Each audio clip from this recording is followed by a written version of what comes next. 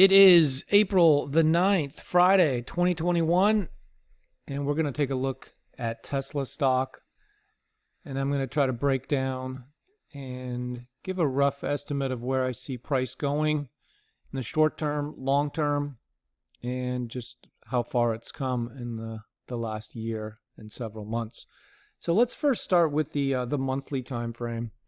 Now, as you can see, Tesla was going really sideways in 2017, 2018, 2019, and then it really broke out here January of 2020. It did pull back during the crash, and then it really set up April 20th and went on just a massive run.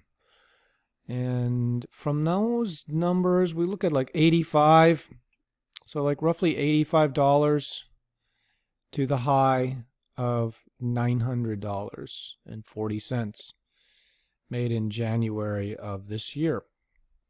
And then we've been largely just pulling back since and really going sideways for the last little while, definitely this month and late last month as well. So it's normal to have pullbacks. You can see there was a pullback for September 2020 and October of 2020 before it started to break out again in November, and it climbed for another few months until the pullback. Now you can also notice that we had this long lower wick here hitting a low of 539.49 and then rallying back up. And what you want to see now is you want to see a breakout and a continuation, just like we saw here after this pullback, and take out that 900 resistance and see if it can test 1,000. Those are big ifs, so we need to see a breakout on Tesla very, very soon. Let's now take a look at a weekly time frame. Okay, so here's the weekly. You can see the move, the breakouts, the pullbacks, the setups. There's a really nice setup here for a buying opportunity. If we look at different buying opportunities, this week, April 13th, was a great week. This was a great setup here, June 29th. August 10th, another great setup. And then November 16th week, another great setup as well. So as you can see, we hit that resistance. January 25th week, hitting that high of 940, and then we failed to break that and we dropped. So here we are. We're holding higher lows, so that's very important. But right now, Tesla has strong resistance at the 700 level. So the first initial step is to get back above 700, and it's clearly struggling with that. You can just see in the last several weeks it just can't seem to close above 700. It keeps closing back below 700. So here we are for this week, and it's pulled back again. So let's take a look now at the daily chart. Okay, so here's the daily.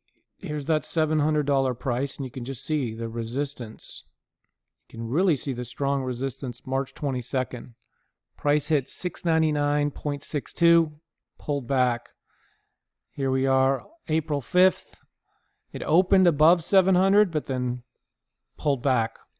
Now here we've set up back on the moving average, the black double exponential. We've touched it, and Tesla needs a big week next week. It needs a strong close above 700. And that needs to happen by Monday, Tuesday. And if it can close above 700, I think Tesla will start breaking out and start moving. Now, if that doesn't happen, we need to hold this trend line and we need to hold these levels here. So you can see on March 30th, Tesla hit a low of 591.01. So 591 is a support level. because it came down and hit 591 and 1 cent. It came within 1 cent of 591 and then turned around. So that just shows that support at that level.